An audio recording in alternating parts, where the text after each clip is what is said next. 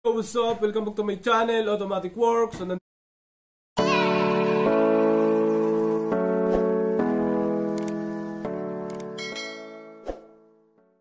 yan, Automatic Works, may customer tayong Kia Picanto 2016 sa reading ko ng scanner 1.2. Ang ano niya, FJ1 yata yung ECU. So malinis ang computer box na ito. Tapos ang concern ni sir, nag-check engine. Yan, start natin ha.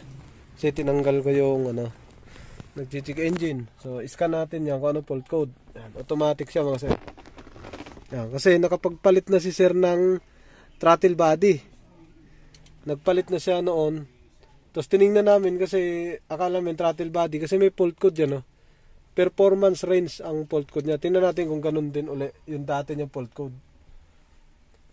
Tingnan natin kasi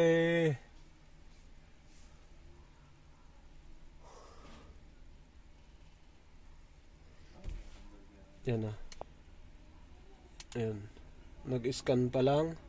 May isa na siyang fault code sa engine. Yan na.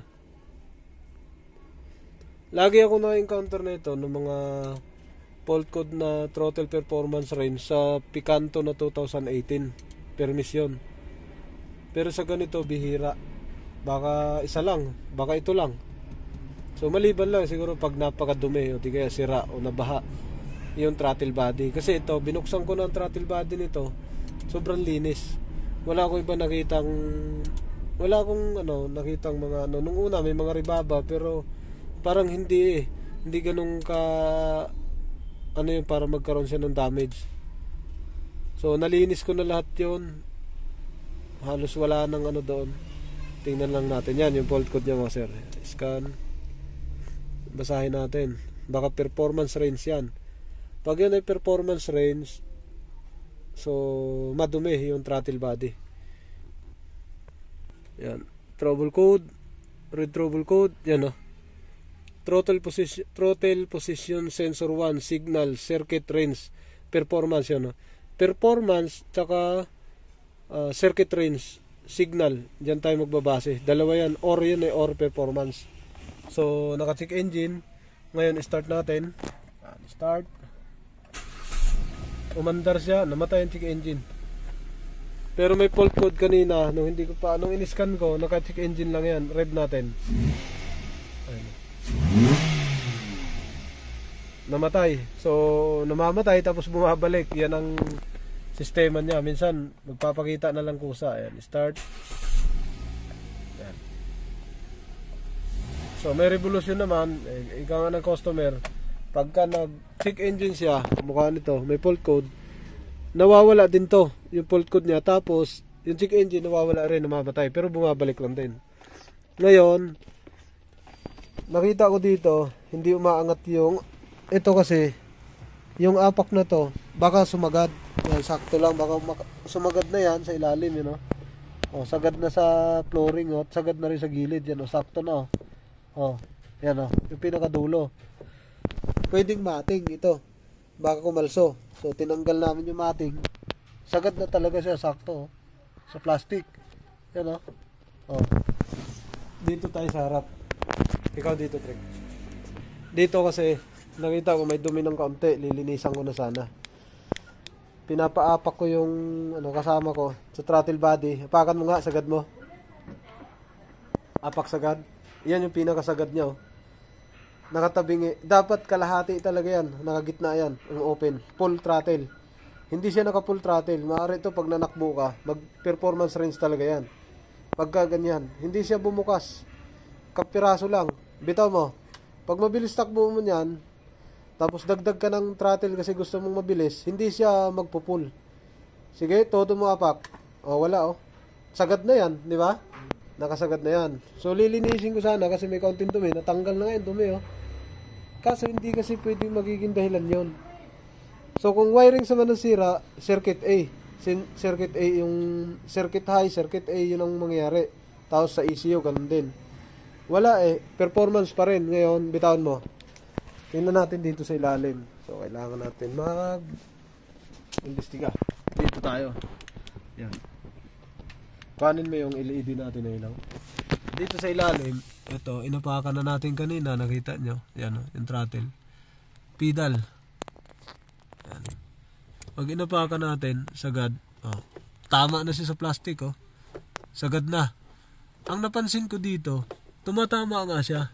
Pero wala daw gumalaw rito. Pero parang nakaangat na rito sa taas. Sa taas na 'yon.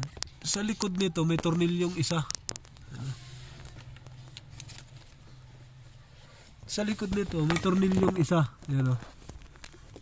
Tingnan natin kung tatamaan natin tornilyong isang yan. Yan, oh, may tornilyong isa yan sa likod. Ano, sa taas. Silip yan dito, yun. Saan yun? Yun, oh.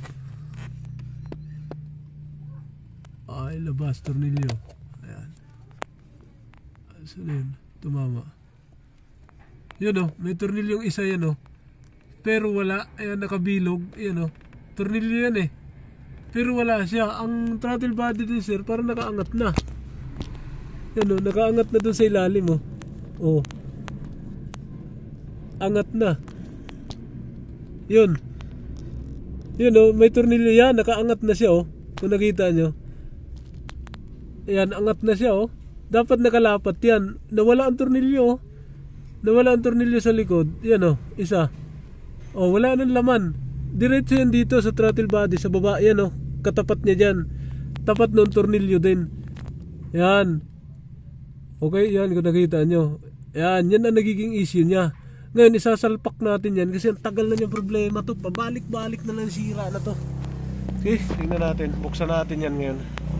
Yan mga sir, so kakabitan natin ng nut. Yung nawala dun sa ilalim. Yung katapat na ito, yan o, yung isa. Yan yung katapat niya. Hanapin natin yung katapat dun sa taas. Lagyan natin yun, yung umangat. Ayan, okay. Kabitan natin. 14, yan, tanggalin natin yung isa, yan o. Oh, kita nyo, yan, sa paa. Oh. Ngayon, tulak natin yan, oh. Oh. Well, lumusot na yata. Ayaw. Nakatukod. Nakatukod, oh. Pairam ng ano. Ito nga kaya siguro. Tanggalin natin, oh. Baka ang tornilyo nasa ilalim. Tanggalin natin to. Throttle body. Oh. Kalsong-kalso eh. Ulitin natin. Sir, nakuha na natin. Ito na, pakita ko sa inyo kung saan yung tumama. Yung isa, bakit walang tornilyo sa ibabaw? Yan o. Yung dalawa. Yan o, magkatapat. Tapos yung isa, tinuturo ko sa inyo yun o. Sa ibabaw. Yung bilog. Yan o. Pwede naman ito bunutin, pero wag na lang. Yan o. Yun o sa ibabaw. Yun. Yun o, wala siyang tornilyo. Yun, nakakabit siya doon sa pinakaibabaw. Yun o. Doon nakaangat siya. Diyan. Dapat ang tusok niyang pantay. O di kaya ito pinalitan. O ano kaya nangyari? Ano? Tusok natin sabay. O. Sabay yan dapat. Tapos ang ibabaw din doon. Sa ibabaw parehas din ang angat pagka inangat mo yan. Ayan, angat. O, tusok. Para lumapat. Parehas ang lapat. Nakausli. Nakausli pa rin. Tusok natin kasi tumatama na kagad dito eh. Yes natin. Tatlong nut pala yan. Yan o, dalawa tapat tapos isa sa ibabaw. Yan o, pumasok na. Yan o, salpak na ng todo o. O, ito isa. Ito yung kabila isa. O, di ba kita? Yan. Tapos yung sa taas, yun. O, pumasok na o. Wala nang ano. Ayan sa taas. Oh, wala nang, oh, yun, pumasok na siya, oh. Ayun, ilalak na natin yan, yun, oh. Ilak na natin yan. Lagyan natin tornilyo, tig-isa. Mga sir, naibalik na natin, silipin natin yan, yung isang tornilyo. Sa kabila, hindi na natin nilagyan dito. Ayan, kabilang yun, oh. Hindi natin nilagyan yun. Dito na lang, sa kabila. Tapos sa ibabaw natin, mga sir, meron na rin. Yun, oh. Kung nakita niya yan, may tornilyo na rin yun, oh. Yun ang walang tornilyo. Ngayon, pag apak mo dito sa accelerator, nakahap lang doon sa labas. Kala ko dito kung tumatama. Yun, oh. Angat na angat, sagad na siya, oh. Angat sagad na. Oh. Pag inapak natin, oh. Oh, malayo na, oh. Oh, yan yung sakto niya. Tingnan natin kung gumit na nga. On susi. Tingnan mo try kung gumitna. Yan, naka-on susi. Okay, so nagpalit na si sir dito ng throttle body. Bago namin nadatnan to. Yan o. Apak. Oh, sagad na sagad oh. Oh, okay. Kasi akala ko dati yung mating lang. Ito nagiging sira. Yan, mga mating, double mating, yan. Pero sa ibang sakyan, ganun din talaga sa mating. Buksan natin to sa harap. Tingnan natin. Ano nangyari? Ito, low speed on. Oh, sige. Apak mo trike, dahan-dahan. Oh, yan oh. Half talaga yun. Yan ang full. Pero gitna. Yan talaga yun. Walang performance range yan. Oo. Okay na yan. Solve na yan. Yan. Kinatay na yung wirings dyan. Tapos nagpalit na rin ng throttle body kabago-bago. Walang sira.